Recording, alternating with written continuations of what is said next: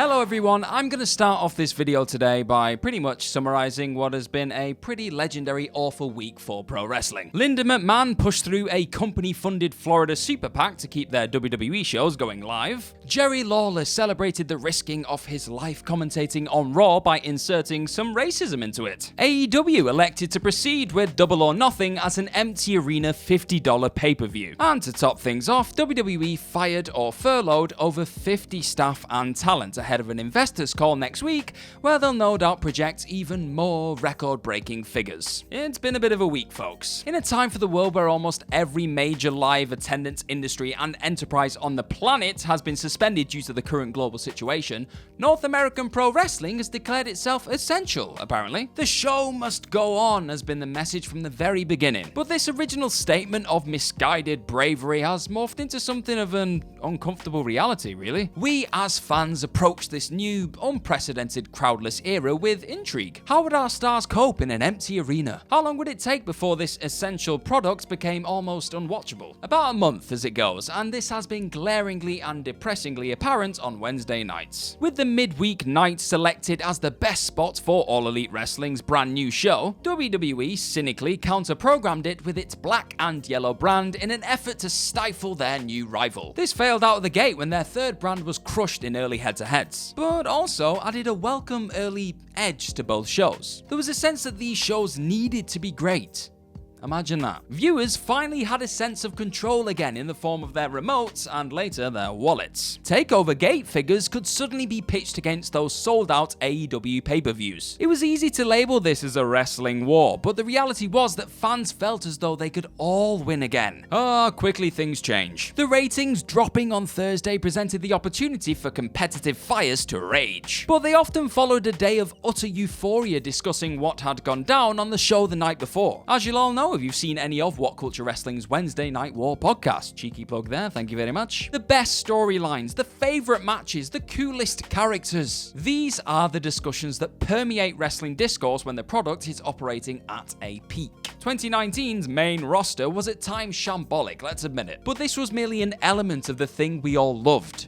Not the whole thing. Two mainstream networks proved it every single Wednesday. 2020, however, has sadly returned the background into focus. AEW being the babyface brand was the easy bit. They were going up against the ravishing Rick Rude of wrestling companies. WWE will always be the heel because they've proven wholly unconvincing as the good guys every single time they've tried to do it over the last 5 decades. The die is deservedly cast, even if you're able to forget when one of their better angles, matches, or even characters gets under your skin. Protecting the integrity of the show drove booking changes and must continue to do so. The Nightmare Collective was an idea born of pro wrestling nepotism and an earnest want for some friends, family, and former favourites to get their stuff in. They sure managed that alright, and the stable remains the biggest misstep the company have made thus far. Only slightly better was and is the Dark Order, a concept twice rebooted with no certain happy ending currently in sight. The women's division went from counterintuitive to just plain insulting,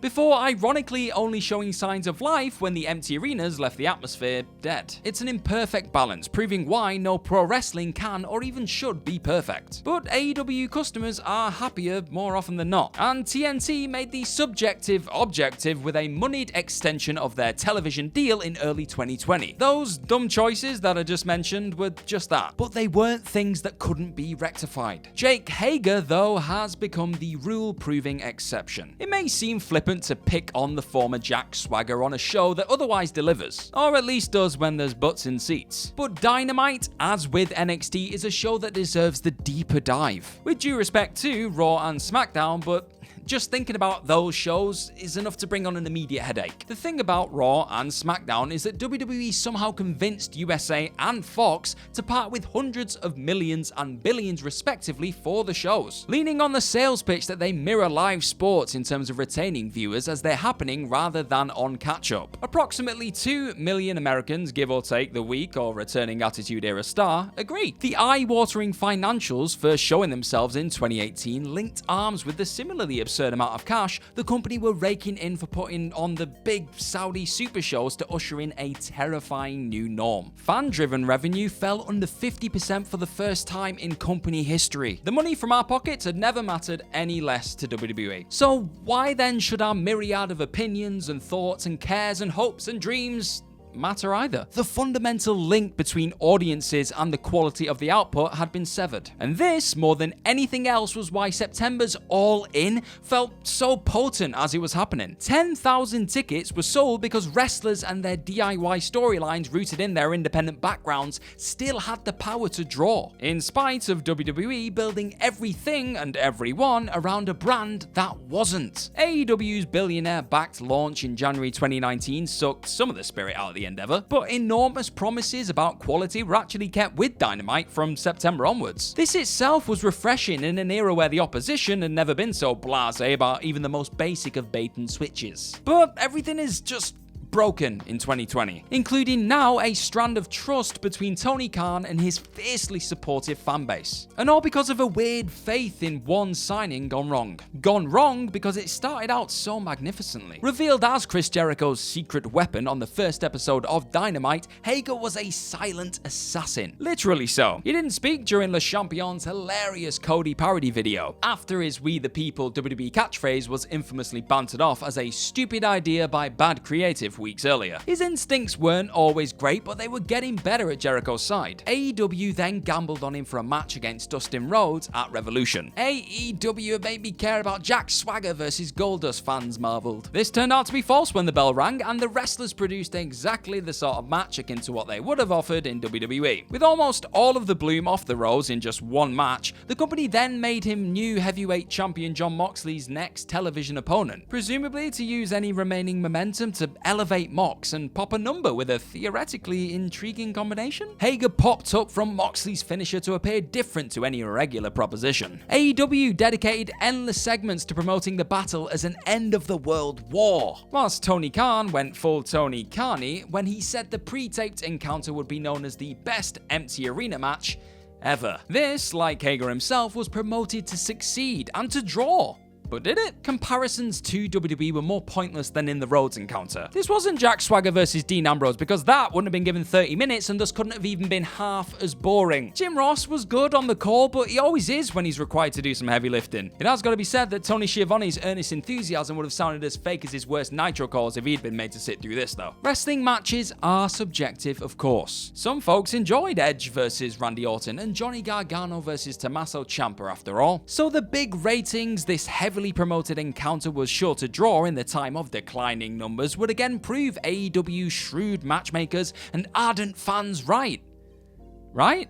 If only. NXT, the show with nothing on the docket and even less from its own fanbase after WWE's callous bloodletting just hours before it went to air, found 692,000 viewers, compared to the 683,000 that gambled on a headliner that proved pretty chronic. There's a bigger picture and probably article in that combined figure, which was the second lowest since the war commenced. But these stubborn wrestling companies are still asking us to buy into their stubborn shows despite the state of the actual world outside, so they can endure some stubborn analysis as a result. The Dark Order and the Nightmare Collective weren't put in positions to carry a quarter hour, or promoted to pop a rating. The women's division hasn't really even been properly pushed yet, due to the sense of obligation often overwhelming actual creative interest. And Hager, thanks to the Rhodes match, was already a noble failure. This was an ignoble calamity, the major mistake that the company cannot ignore. Nothing about Wednesday's Dynamite was elite, least of all the reputation that could linger following the disappointing desperation of the main event. A ridiculous prevailing narrative around AEW too is that they are relying on ex-WWE talents, as if wrestlers haven't moved around territory since the beginning of bloody time. All Elite Wrestling rightly found value in the former WWE star's original silent MMA destroyer gimmick, but are now on the verge of it, and by default the company's reputation at large, becoming permanently damaged.